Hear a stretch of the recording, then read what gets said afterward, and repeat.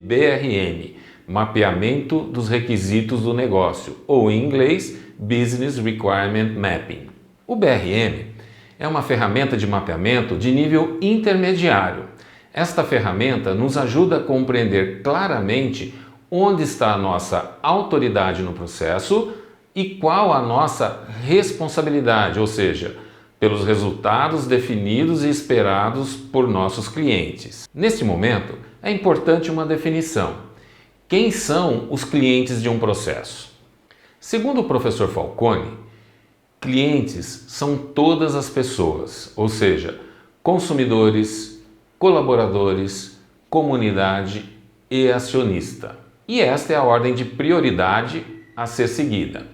Portanto, os resultados de um processo são as características e requisitos dos produtos, sejam bens ou serviços, que afetam a satisfação de seus clientes. O BRM permitirá compreender claramente esses requisitos e, a partir daí, identificar oportunidades de melhoria no processo e definir os objetivos específicos a serem alcançados pelo projeto de melhoria que será elaborado. O BRM está dividido em 19 campos. Os campos de 1 a 5 são os campos de identificação do processo para o qual estamos elaborando o BRM.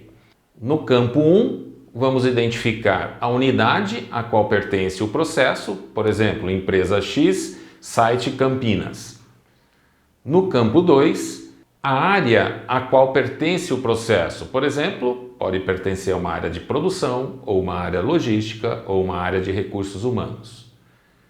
No campo 3, vamos colocar o nome do processo. Pode ser, por exemplo, linha de montagem, pode ser expedição, pode ser fechamento de folha de pagamento.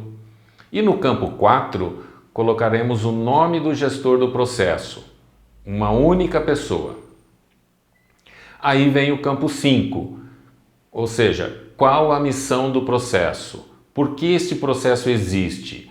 Por exemplo, para uma área de manutenção, poderíamos ter a seguinte missão: garantir o funcionamento perfeito e contínuo dos equipamentos da empresa. Definir a missão do processo é muito importante e normalmente não temos essa definição nas organizações, temos apenas a missão da empresa como um todo e que poucos a conhecem. Definir a missão do seu processo, garantindo que esteja alinhado com os requisitos de seus clientes e com a missão da empresa, irá ajudar muito as pessoas que trabalham nesse processo a compreender por que fazem o que fazem e assim poder melhorar o seu desempenho. Em seguida, temos os campos 6 e 7, que definem respectivamente quais são os recursos que o gestor tem sob sua autoridade para a execução do processo. No campo 6, definiremos infraestrutura necessária. Aqui devem ser descritos os equipamentos, as tecnologias, os móveis, espaço, ou seja, os principais equipamentos que precisamos para a execução do processo. No campo 7, vamos listar os recursos humanos, colocar aqui quantas pessoas você precisa para executar o processo, sejam elas diretas ou indiretas, próprias ou terceiras. Listar as pessoas necessárias por função. Por exemplo, preciso de 4 operadores nível 1, 2 operadores nível 2, um líder, um inspetor, um supervisor e etc. Não colocar nome das pessoas, mas sim apenas o cargo ou a função que elas exercem. Agora vem o campo 8. Quais são as principais atividades do processo?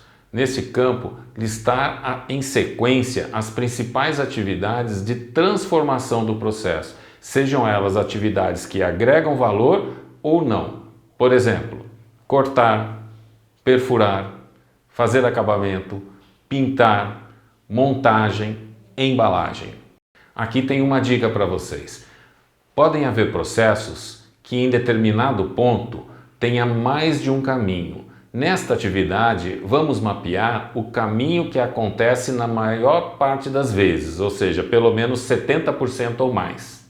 O campo 9 é um dos mais importantes, pois aqui já começamos a descrever um dos requisitos do processo, ou seja, quais são os conhecimentos e documentos necessários para a execução deste processo. Neste campo, devemos listar todos os documentos necessários para a execução, ou seja, normas, trabalho padrão, que seriam os métodos, a ser aplicado, documentos técnicos, conhecimentos específicos, sejam eles técnicos na função ou de gestão.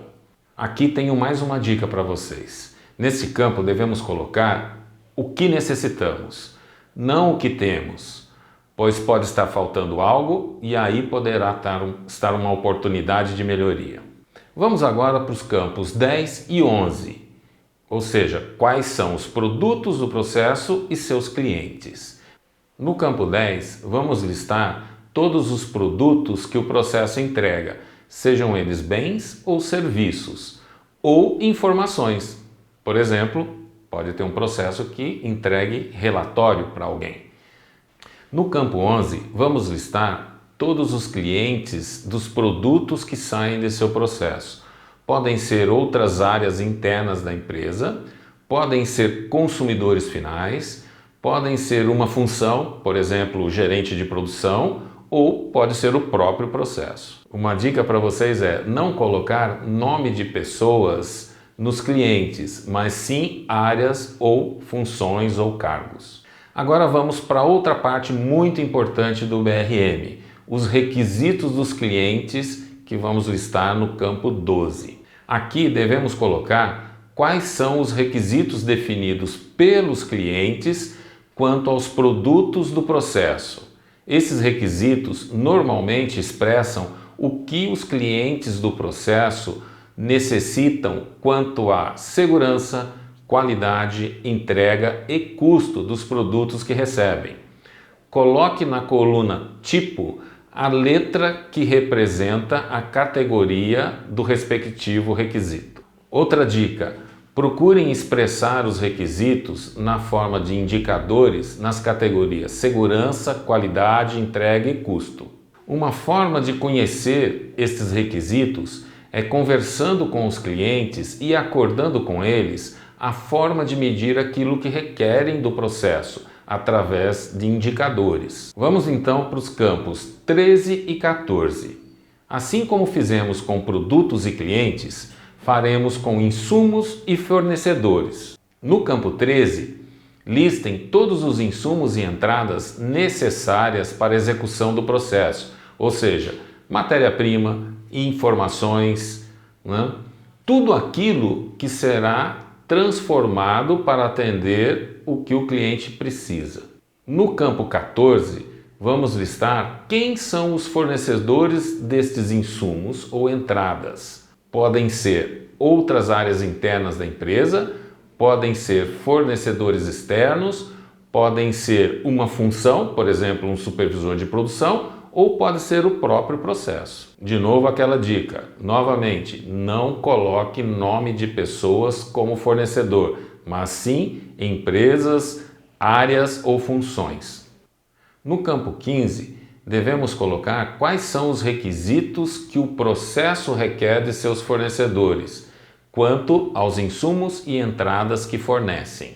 Esses requisitos normalmente expressam o que os fornecedores devem atender quanto a segurança, qualidade, entrega e custo. Coloque na coluna tipo a letra que representa a categoria do respectivo requisito. Mais uma dica aqui: procurem expressar os requisitos na forma de indicadores, nas categorias de segurança, qualidade, entrega e custo. Converse com seus fornecedores e acordem com eles a forma de medir aquilo que seu processo requer, através de indicadores. Agora vamos para os campos finais do BRM. No campo 16, identificar quem foi o elaborador do BRM. Coloque apenas um nome. No campo 17, coloque o nome de quem aprovou o BRM. No campo 18, coloque o número da revisão do BRM. Lembre-se, este é um documento vivo. Em um processo de melhoria contínua, espera-se que seja atualizado a cada melhoria realizada no processo. E por último vem o campo 19. Coloque aqui a data em que o BRM foi elaborado. Agora tenho 3 dicas para vocês. A primeira é: elabore o BRM inicialmente em folhas de flipchart e somente após revisão e validação por toda a equipe de mapeamento, preencha o documento final do BRM. Segunda dica: compartilhe o BRM com toda a equipe do processo, pois neste documento constam de forma clara todos os objetivos do negócio. E por fim, uma terceira dica: o BRM deve ficar à vista na área de trabalho. Normalmente recomendamos que seja fixado no quadro de desempenho do processo, para que todos possam ver e estarem atualizados quanto aos requisitos do negócio. Pessoal, agora é a vez de vocês elaborarem o BRM do processo. Lembrem-se que as coisas acontecem no Gemba, então não hesitem de ir ao Gemba para compreender os requisitos do processo. Falem com seus clientes e fornecedores para conhecerem esses requisitos. Agora, arregassem as mangas e mãos à obra!